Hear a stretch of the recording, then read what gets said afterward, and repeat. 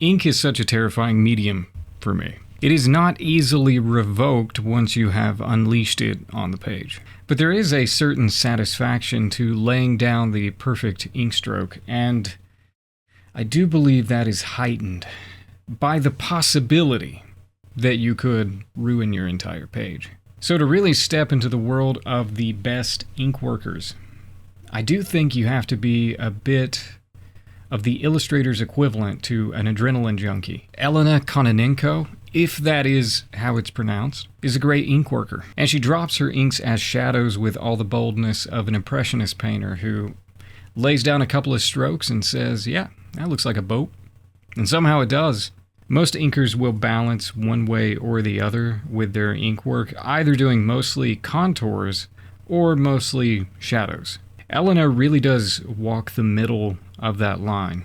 Contours are present all over, providing solid structure, but about half the time the shadows do this by suggesting structure. And the shadows provide a heavy weight. Oftentimes, illustrators will color the inks digitally in order to create a sense of atmospheric perspective.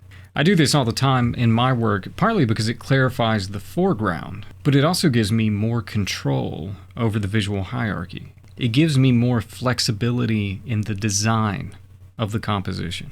But Elena really does seem fine to let the black of the ink reign throughout the composition, making each work of hers a masterpiece of positive and negative space design, using raw contrast to push the desired emphasis. And then there's the tone. Dense forests that are foreboding and scarred, although not necessarily unwelcoming. Everything Elena draws just seems to be very old and full of memories. This is aided and abetted by pale figures immersed in rich midtones, subtle and sparse warmth, but just enough to keep you coming back.